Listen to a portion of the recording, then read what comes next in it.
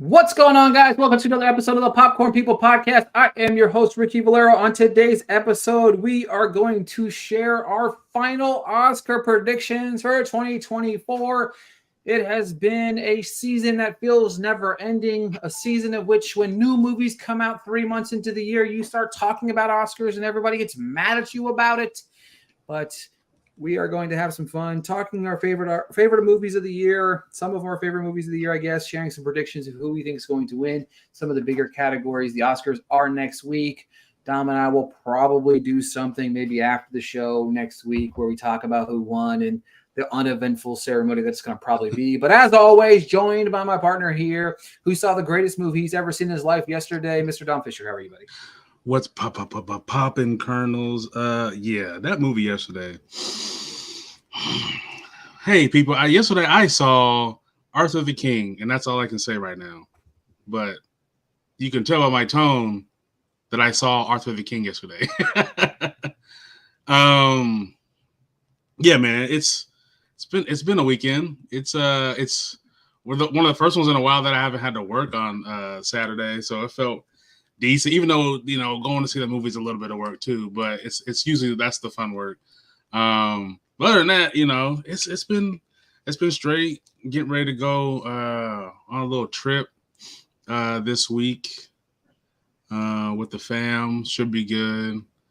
And yeah, man, February was kind of went by quicker than I expected it to go, because January felt so fucking long.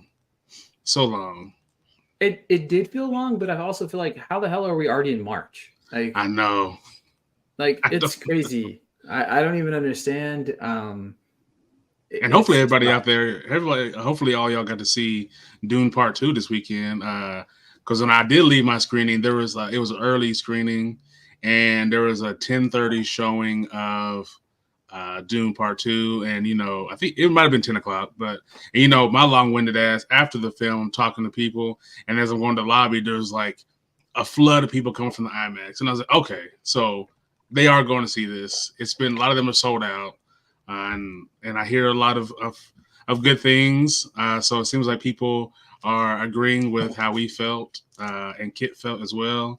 So yeah, I mean, everybody needs to go see that shit, man. Yeah, it's a banger. I mean, I really wanted to go see it again this weekend. I just didn't have time. It's crazy. I didn't have time. And then honestly, I was going to go see it Friday because the only way I want to see it again is in IMAX. Yeah. So I don't want to see it in a normal screening or whatever. So what I ended up doing, I just was like, it was sold out Friday at like 7 and 10, except for like the front row or whatever. So I was like, I'm not going to go see this. I have no desire to see this in front of a normal audience, or like who is the front row for? Like, for real. Like, I want to know. Like, I've sat in the front row of a screen before, and this is when the seats didn't recline, and I'm just sitting there like, who's watching a movie like that?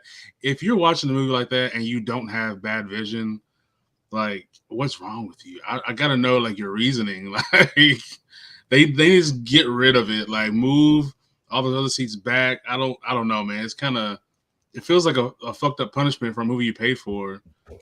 It's crazy because there's like a theater in LA, right? And it's like a screening room style thing, but it's like a theater, and they have like the stage that comes out like, I don't know, maybe 10 feet, I guess, probably longer than that, maybe 10, 12. So like it pushes the seats like all the way back. So even if you're on the front row, it doesn't feel like the front row. So yeah, it's definitely crazy, but yeah, I don't know, man. It's definitely interesting. Let me see if I can get this share my screen to work. Like I said, we're gonna go over some of the prediction category, going over the categories, share some thoughts, and where we think going to end up on top. We'll start in that original screenplay category. We've got Anatomy of a Fall. We've got The Holdovers, Maestro, May, December, and Past Lives. Dom, we're going to do this on this episode, folks. We're going to share who we want to win and who we think's going to win. Dom, who do you want to win this category? So there's two that I am very fond of. Well, really, there's three, but two in particular: Anatomy of a Fall and Past Lives. I love Maestro, but like the screenplay is good, but like when you watch Past Lives of Diamond Fall, I feel like they're just a little bit superior. I think Maestro gets you in like the overall cinematography maybe, but those two, Anatomy and Past Lives, who I think is gonna win, unfortunately, I feel like they might pick May December, dude. Like for real, I feel like they may pick that one, but knowing the Academy is somewhat of a kind of traditional, old school vibes on how they look at things, it actually will be the Holdovers. I was gonna say Maestro, but then I remember the Holdovers there, and I think that's where they're gonna go. I personally think that this is going to be a two. Personally, I would not be sad if Anatomy of a Fall or Past Lives win. I'd be happy with either one. Personally, I really believe with all my heart that I'm going to sink my soul into the idea that Past Lives is going to win. I just feel like it's that juggernaut of a movie. I feel like it's that great of a movie, and I feel like it should win, will win, and I think the Holdovers wouldn't surprise me. It really wouldn't, just because it's going to depend on the love for that movie. But for me personally, I'm definitely going to go Anatomy of a Fall. And you know what? Let's go ahead and skip this category. I like this category real quick. Achievement in visual effects, The Creator, Godzilla -1, Guardians of the Galaxy, Mission Impossible, Napoleon. This was definitely a category that kind of really got thrown for a loop. And we're just going to skip ahead. Matthew asked, I personally feel like this is going to be between The Creator and Godzilla -1, and I really hope Godzilla -1 wins. Same. So I think it's one of those two, and I really do. I'm putting my eggs in the basket for Godzilla -1. I think it's going to take home the Oscar. I think what helps maybe The Creator is like some of the intricacies of like the size of the head and the gears kind of moving when you're not really paying attention, how it's fully alive. But I do think, I mean, that Godzilla looked great. Like the eyes were like weirdly like very human, but very terrifying at the same time. I think that kind of sends it over the edge. I totally agree. Moving on to adapted screenplay, which I think is going to be one of the harder categories to predict for all the Oscars, because I feel like you have several different movies here that could really take it home. You have American Fiction, Barbie, Oppenheimer, Poor Things, and Zone of Interest. Where are you going? Who do you want to win this category? Let's start with want. Like, I love Poor Things. Love it. Love it, love it, love it. It's been, after I saw it, it was like in top of my list. But I want American Fiction to win. That like is such a creative and it's not even just that it's creative, it's the fact that there's so much truth in it, which is why I think it should win. But I believe that it's going to be, I kind of think it's going to be Zone of Interest, man. It feels like the kind of, I don't want to say, what's the word? I want to say the cinephile, the elevated cinephile. I'll put it that way. The elevated cinephile's pick. Yeah, to me, and the thing about it is what makes it really interesting. I mean, it's a phenomenal film. Like, it's a haunting. It's not an easy watch. It's one of the hardest movies you might ever watch in your lifetime. Yeah, like it's incredibly crazy. I wish I would have saw this on the big screen. I really wish I would have been able to see the big screen. I feel like it would have had more of an impact, more of my attention, more of my just genuine love and passion for it. And I feel like missing it on the big screen really kind of hindered that. But I definitely agree. Zone of Interest in the conversation. Oh, for me, I feel like I feel like Barbie's gonna win. I really do. I don't know why. I just feel like it's gonna win. But I'm rooting for American Fiction like you are. Seeing Cord Jefferson take home the Oscar would be pretty fun. Yeah. You know what I mean? Yeah. Like it would be pretty cool. You know what I mean? It would be. Let's see here. We're gonna move on up to the top. Oh, that's Best Motion Picture, man. That's too early in the show for that. All right, let's go. Best Song. This one's easy for me. I'll go first. I truly believe that Billie Eilish is about to win her second Oscar. Would be really cool to see. I'm just Ken win. I don't think it stands a chance in winning though. So Dom, I'm all in on What Was I Made For? Billie Eilish becoming a two-time Oscar winner. What are your thoughts? No, for sure. I'm pretty sure I said this before we did the Critics' Choice Awards. I was like, if Billy's in the category, she's hard to beat. It's hard to beat Billy. And it didn't happen at Critics' Choice, or maybe I jinxed her a little bit. But again, I mean, she is a powerhouse of a writer. Her and her brother, a writer, singer, like everything. That song is fucking intense, emotional wise. And then when you hear the story of how it got made and how she was writing about this character and found out she was writing about herself and then realize it. It's just a great story to go along with how good that song is. And yeah, I mean, it's Billy. I mean, come on now. Her and Phineas, that's like this. They're literally, I think they're going to go down is one of the best duos of all, like top 3 songwriting duos of all time. Like, I don't know how they, I've never seen a brother and sister be that cohesive on like something this and like moving in music, and not just making like all little fun songs. Like, they make impactful, life-changing songs for people. Yeah, and it's crazy because they're crossing over incredibly insane. Like, their crossover has been is wild. You know what I mean? Like, it's crazy to think that it's this close to being. I don't know. It's crazy to me that the crossover is so well. You know what I mean? They're winning Grammys, they're winning Oscars, they're winning this and that. It's just there's a lot of talent there. Achievement in motion picture for original score: American Fiction, Indiana Jones, Killers of the Flower Moon, Oppenheimer, Poor Things. Personally, my personal pick would be Poor Things all day, every day. Oppenheimer's taking this home, and it's not even close. Yeah, I like Poor Things too. I thought it was really, the American Fiction one threw me off when it got announced. I was like, oh man, you know what? I love the score, but I didn't like. I needed to go back and like hear it. But yeah, Poor Things was really good. It made the movie come to life more than it already was. But like Billy being in the category, if Ludwig is in the category for score, like, that dude has been putting out bangers since Community. So if he's in the category, he's winning. He's taking it home. I totally agree. Let's see here. We're gonna go to direct. I mean, that's obvious. Let's see. Let's go to the top here. All right. So best performance. Let's do support. I mean, support. This is the thing where it gets very boring with me. This is where the Oscar season, I'm like, all right, I'm over it, because like everybody knows who's gonna win.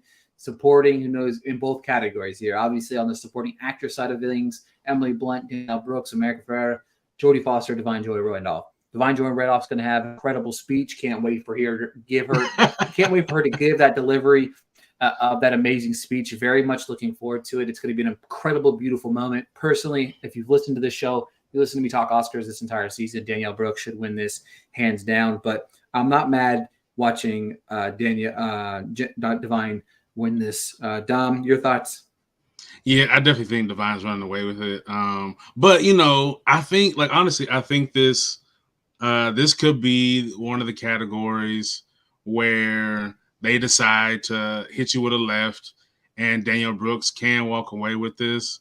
And honestly, I wouldn't be surprised either if that America Ferrera monologue comes back into play and she surprises everyone. But I do think that I mean, it seems like it's been a super easy sweep for Divine, and that's probably what's going to happen.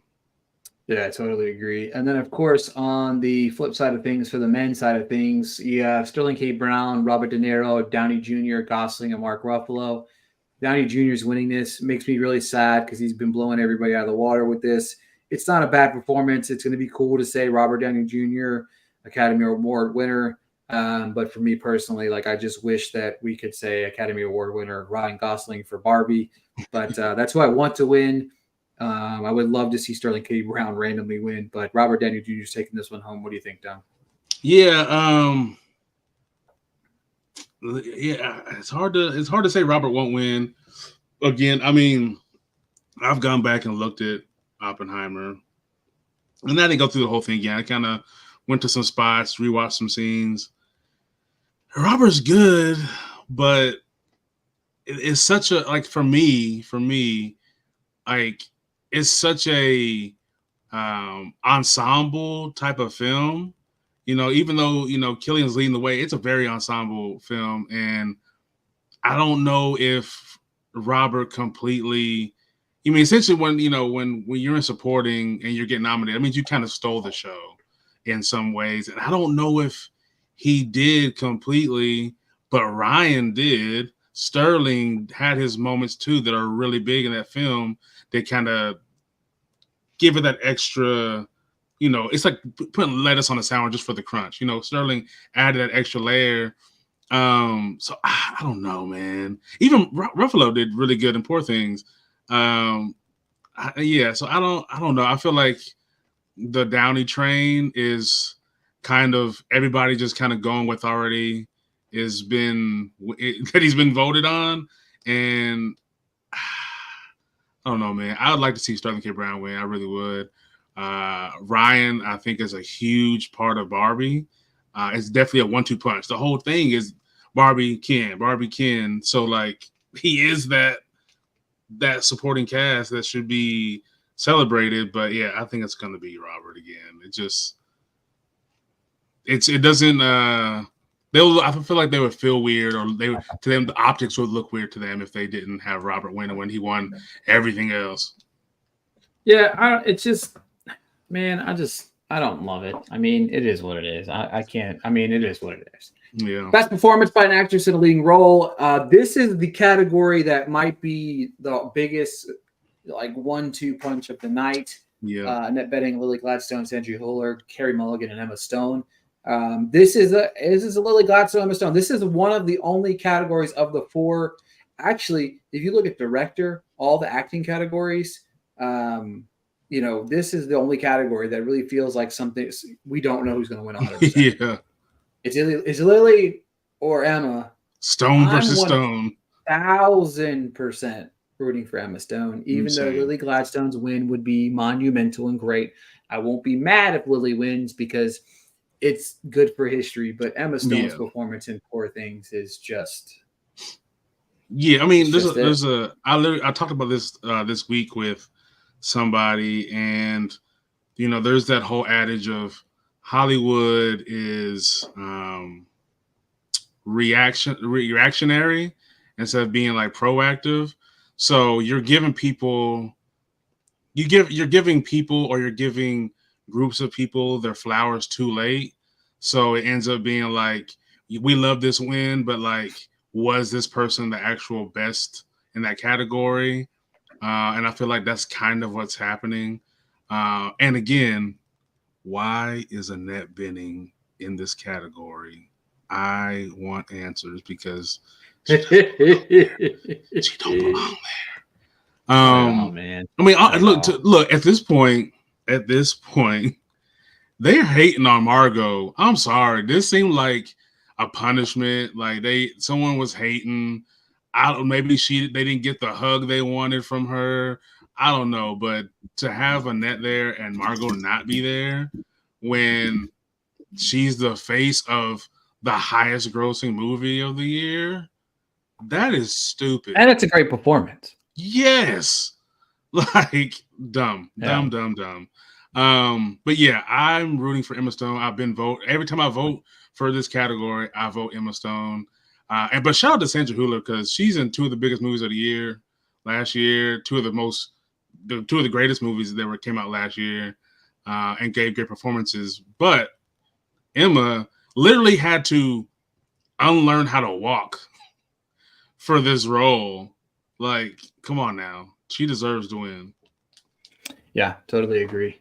Best performance by a male actor in a lead role. This looks like it's going to go one way. Bradley Cooper, Coleman Domingo, Paul Giamatti, Cillian Murphy, and Jeffrey Wright. Off the wall, I would be elated. I would jump off the top of my roof probably if Jeffrey Wright won because every time I watch American Fiction, I just love that movie. And obviously it just does not work without Jeffrey Wright's performance. Yeah.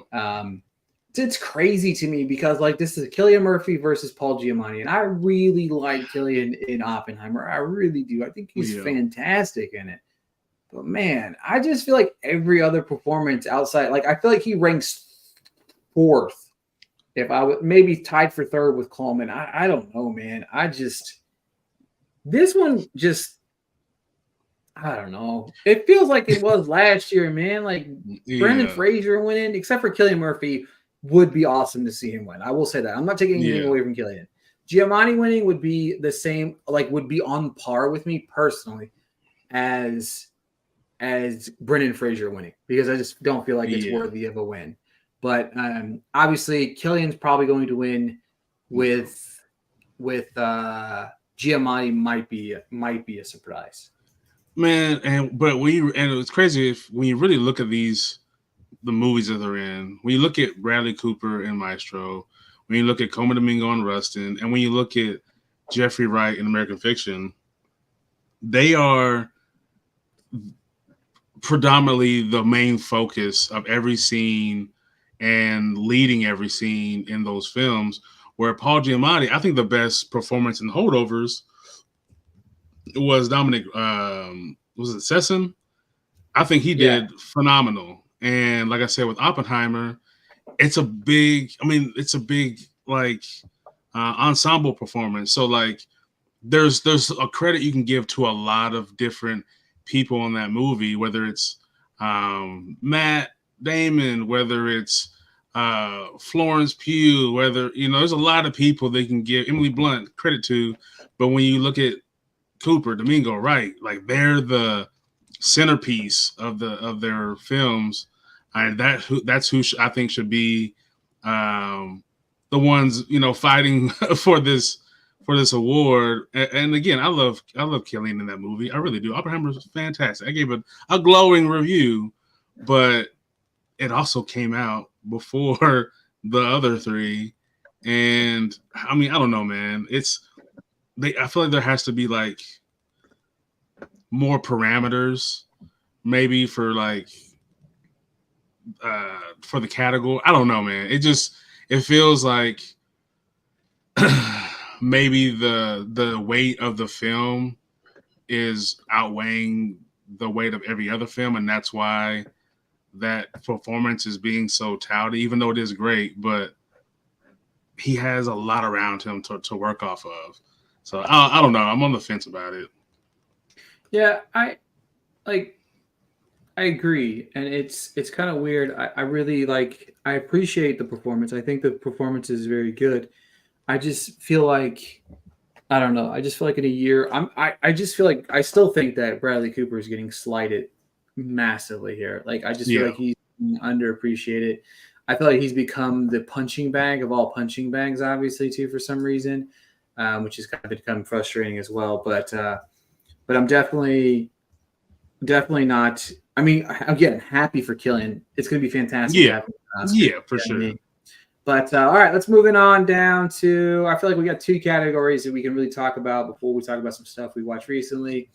Obviously, we're going to go. Where the heck did director go? I can't believe they did this list this way. Okay, achievement director. We can talk about this briefly. Anatomy of a Fall, Killers of Flower Moon, Oppenheimer, Poor Things, The Zone of Interest. Nolan's winning. Period. End of Yeah, story. yeah, Um, if I had a personal vote, I would probably pick Justine Triet or even Jonathan Glazer or yeah, Yorgos. yeah. But yeah, that's where my head's at. What about you, Dom? Yeah, no, same. I mean, if Pete, like, I know there was buzz when Anatomy was coming out, but if you haven't watched that movie, like, I've never felt that like pulled in, enthralled, engrossed, or whatever word you want to use, to a kind of murder mystery court drama. Like, it is done and directed so well, especially that when they're in the courtroom and they go over the fight scene in the kitchen. It's so fucking good.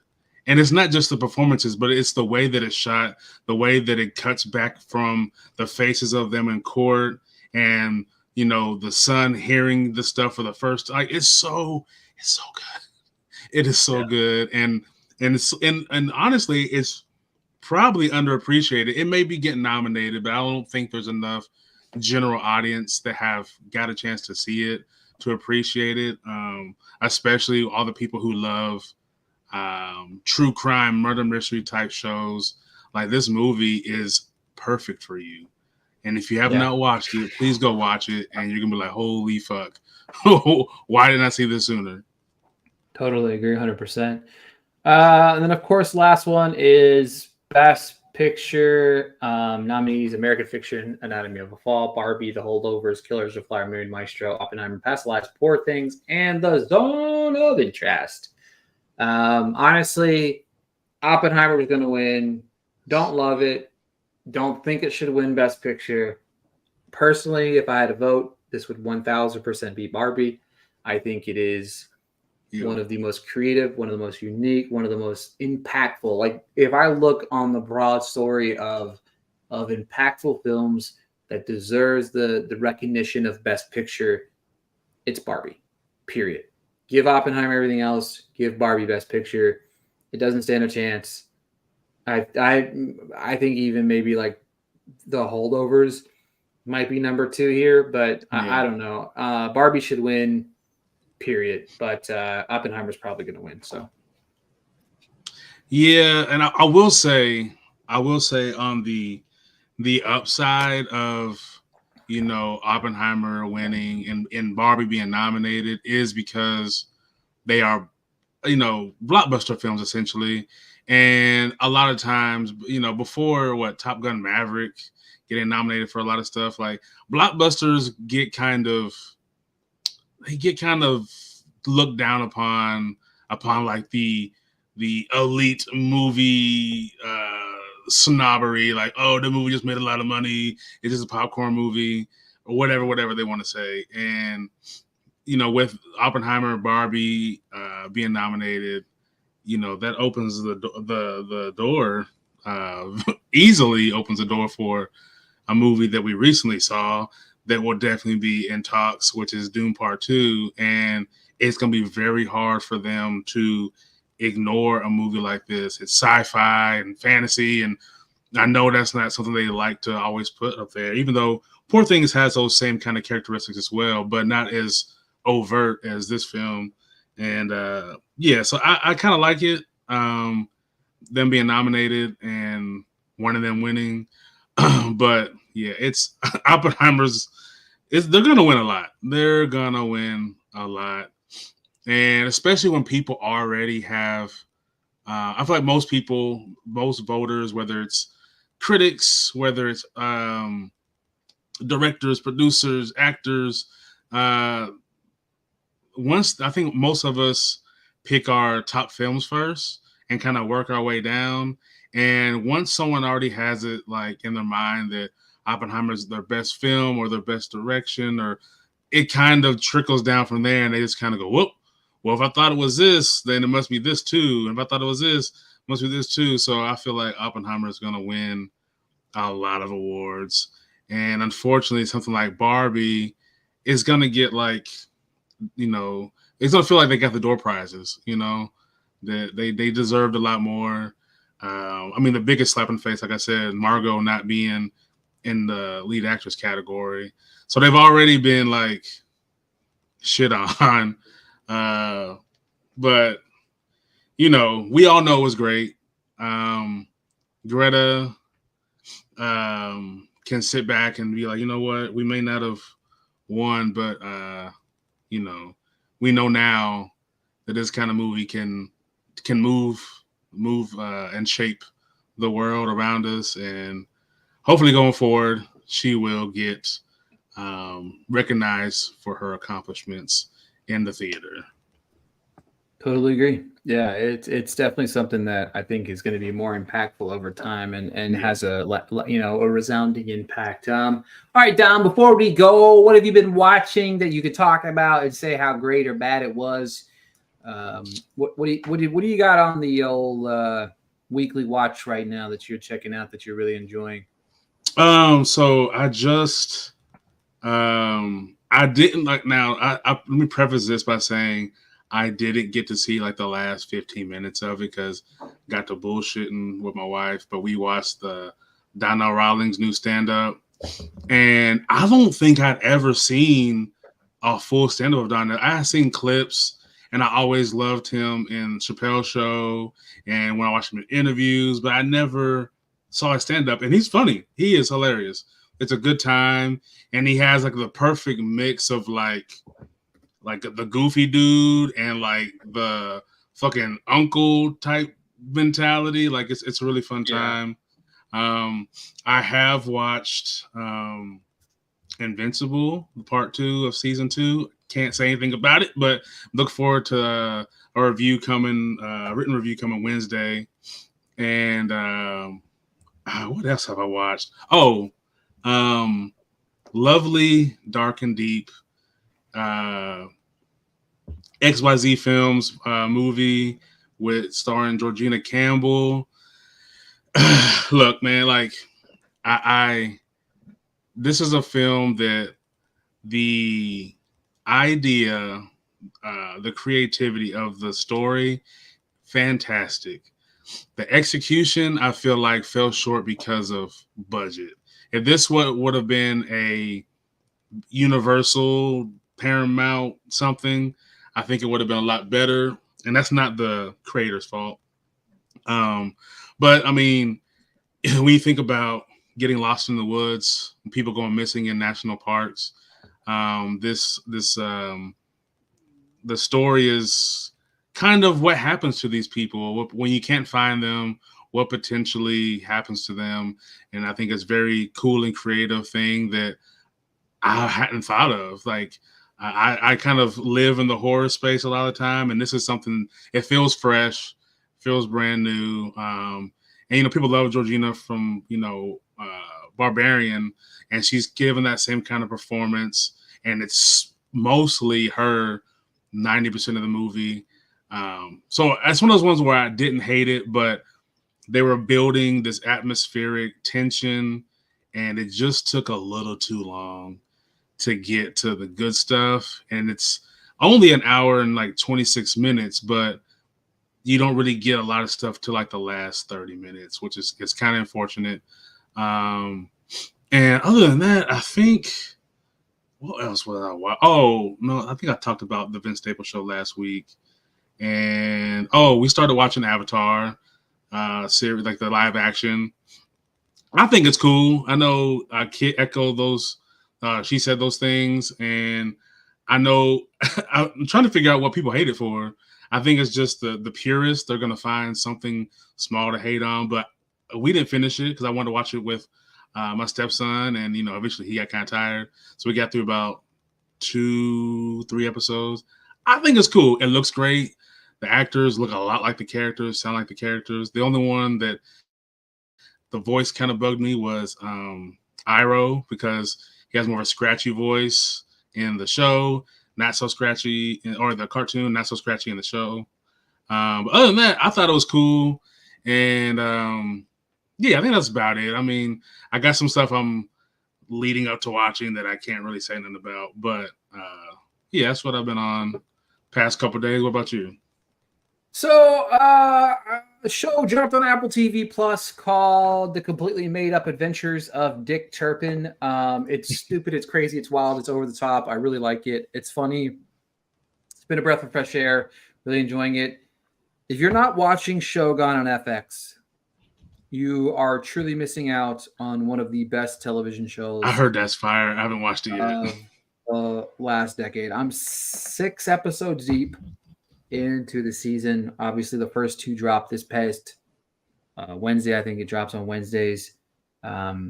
It's one of the best shows. I think it's one of the best shows I've ever watched.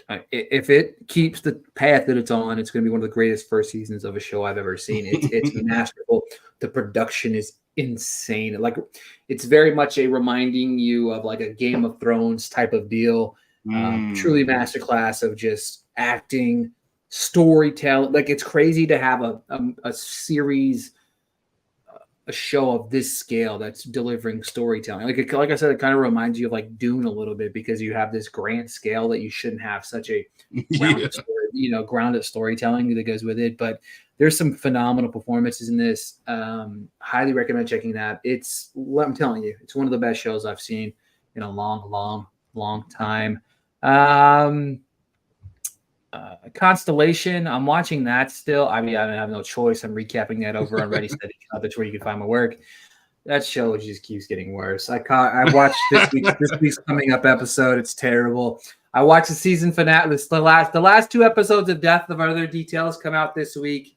It's single-handedly one of the worst TV shows ever watched. It's so bad. Like the ending it's just so stupid. Like it was a wannabe Knives Out, and then it was just a train wreck of a television show that I just want to just never think about ever again. I'm so glad it's over. That means I can stop writing about it. I can stop talking about it. One show that if you're not watching, if you didn't watch season 1, I highly recommend checking it out. But check out season 2 now that's on HBO Max or Max, sorry. Tokyo Vice. Tokyo Vice is phenomenal. Another great show. Greatly watching this weekly. I watch this coming up week's episode. Phenomenal. It's a great piece of television. So if you're not watching that, do that. All right. Well, that's it for this week's episode of the Popcorn People podcast. Like I said, next week, Dom and I will talk off air. Maybe we'll do a show like post Oscars or something like that. Talk about all the uneventful things that happened. Maybe some eventful things. Who knows? Thank you guys so much for tuning in. We'll talk to you guys next week.